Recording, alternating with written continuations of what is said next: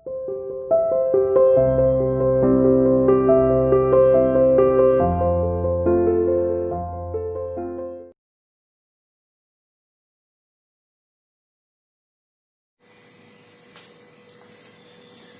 Student, welcome to CR international online classes. बेटा, exam से पहले हमने हास्यकर्ण जो चैप्टर है वो स्टार्ट किया था, हम उसी को आगे कंटिन्यू करते हैं। पहले मैं आपको बता देता हूँ कि हास्यकर्ण क्या होता है। कि हास्यकर्ण वो समुदाय होता है जो मुख्य धारा से अपने आप को अलग सा समझता है, जो चीजों के केंद्र में नहीं रहता, यानी किनारे पर हो जाता है, उसको हास्यकर्ण कहते हैं।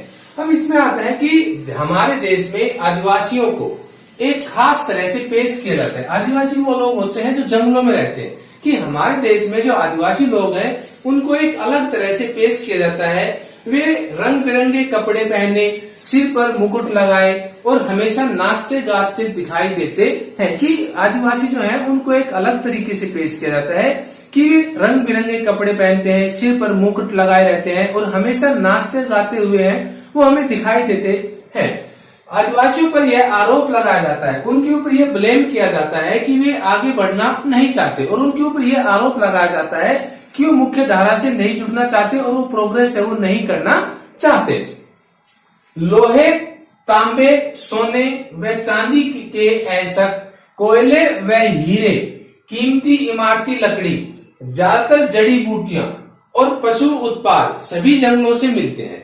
कि लोहे, तांबे, कोयला, हीरा और ज्यादातर जो महत्वपूर्ण जड़ी बूटियां हैं वो सभी चीजें हैं वो जंगलों से मिलती हैं, वनों से मिलती हैं। इन्हीं जंगलों से बहुत सारी नदियों को लगातार पानी मिलता रहा है। इन जंगलों या विशाल भूखंडों का, अब देखो, हमारी बहुत सी जो जरूरत की चीजें हैं वो जंगलों से मिलती हैं, और इन जंगलों को और विशाल भूखंडों को आदिवासियों को है वो जबरदस्त ज्ञान था, वो इनको जबरदस्त नॉलेज थी, क्योंकि वो जंगलों में घूमते फिरते रहते थे, उन्हें इन चीजों के बारे में काफी नॉलेज थी। और जो ये जंगल है ये ज्यादातर नदियों के उद्गम स्रोत रहे हैं, इनको नदियों का पानी है वो मिलता रहा है। आज इन्हें हाशियाई या शक्तिहीन समुदाय के रूप में देखा जाता है, और आज जो ये आदिवासी हैं इनको हाशियाई या एक शक्तिहीन की अपनी शक्ति खो चुके हैं इस समुदाय के रूप में देखा जाता है। औपनिवेशिक शासन से पहले, औपनिवेशिक शासन में अंग्रेजों, जब भारत अंग्रेजों का गुलाम था उससे पहले, औपनिवेशिक शासन से पहले आदिवासी समुदाय शिकार और चीजें बीनकर होता है इकट्ठा करना, शिकार और चीजें बीनकर जीविका चलाते हैं। वे स्थानांतरित खेती के साथ साथ लंबे समय एक स्थान पर खेती करते हैं। कि स्थानांतरित कृषि वो कृषि होती है जो कृषि स्थान बदल की जाती है, कि वे स्थानांतरित कृषि के साथ साथ लंबे समय तक एक स्थान पर टिककर वो खेती भी करते थे।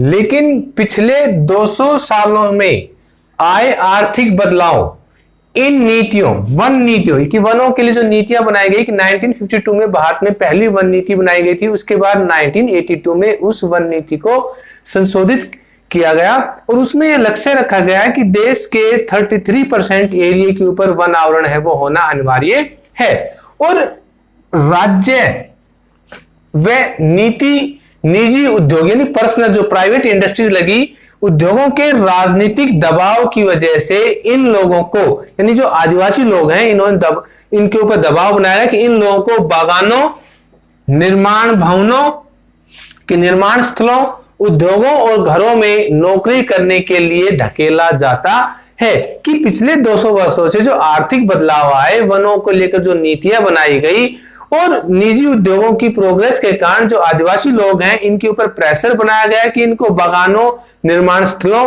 और घरों में नौकरी करने के लिए इनको मजबूर है वो किया जाता है। इमारती लकड़ी और खेती व उद्योगों के लिए विशाल वन भूमियों को साफ किया जा चुका है। अब इमारती के लकड़ी के लिए, खेती का विस्तार के लिए और उद्योगों के लिए जो विशाल वन भूमि थी जिसके ऊपर वन पाए जाते थे उसको जो है वो साफ किया जा चुका है। आदिवासियों के इलाकों में खनिज पदार्थों और अन्य प्राकृतिक संसाधनों की भी भरमार रही है। अब आदिवासियों के जो इलाके थे उनमें खनिज पदार्थ और अन्य जो प्राकृतिक संसाधन है उनकी भरमार रही है, तो जैसे जैसे विकास होता गया, मनुष्य संसाधनों का इस्तेमाल करता गया और संसाधनों की खोज में आगे बढ़ता गया, आदिवासियों का जो क्षेत्र था वो उनसे छिनता गया। खनन और खनन परियोजनाओं के कारण, अब माइनिंग और जो माइनिंग प्रोजेक्ट्स हैं उनके कारण विस्थापित होने वालों में 50% से ज्यादा केवल आदिवासी रहे हैं। यानी खनन और खनन के द्वारा जो परियोजनाएं शुरू की गई हैं उनमें सबसे ज्यादा जो विस्थापित होने वाले हैं, विस्थापित वो होते हैं कि उनको उनकी जगह से हटा दिया जाता है, उनमें 50% के आसपास जो है वो आदिवासी लोग है वो रहे हैं।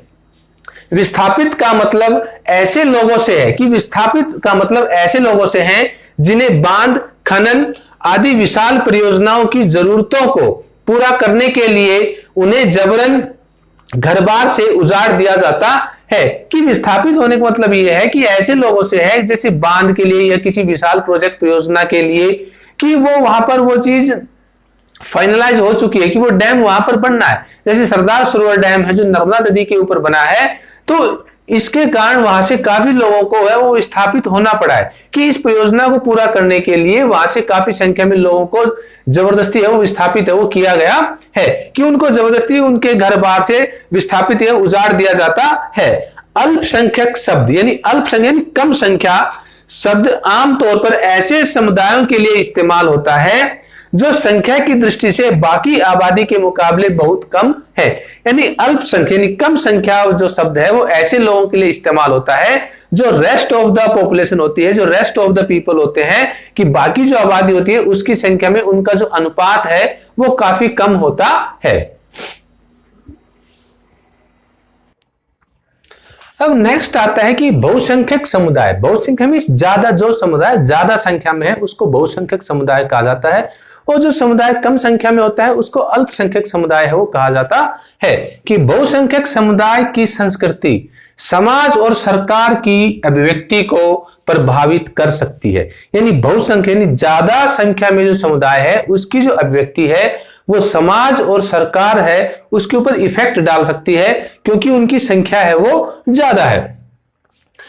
ऐसे में अल्पसंख्यक यानी ऐसी कंडीशन में अल्पसंख्यक समुदायों को यानी कम संख्या वाले जो समुदाय हैं को बहुसंख्यक समुदाय के सांस्कृतिक उत्सव की आशंका से बचाने के लिए सुरक्षात्मक प्रावधानों की जरूरत पड़ती है। और ऐसी कंडीशन में जो समुदाय कम संख्या में है उनको ज्यादा संख्या वाले समुदाय के वर्चस्व से बचाने के लिए कुछ सुरक्षात्मक जो प्रावधान है उनकी जरूरत है वो पड़ती है। संविधान में इन सुरक्षाओं की व्यवस्था इसलिए की गई है कि हमारा संविधान, अब संविधान में जो ये सुरक्षाएं हैं इनकी व्यवस्था है वो इसलिए की गई है कि जो हमारा संविधान है वो सांस्कृतिक विविधता, सुरक्षा तथा समानता व न्याय की स्थापना के प्रति संकल्पबद्ध है। कि हमारा संविधान है वो सांस्कृतिक विविधता, सुरक्षा, समानता और सबको न्याय मिलेगा इसके प्रति हमारा जो संविधान है वो संकल्पबद्ध है। इसलिए हमारे संविधान में बहुसंख्यक समुदाय के वर्चस्व से अल्पसंख्यक समुदाय को बचाने के लिए कुछ सुरक्षात्मक प्रावधानों की व्यवस्था है वो की गई है।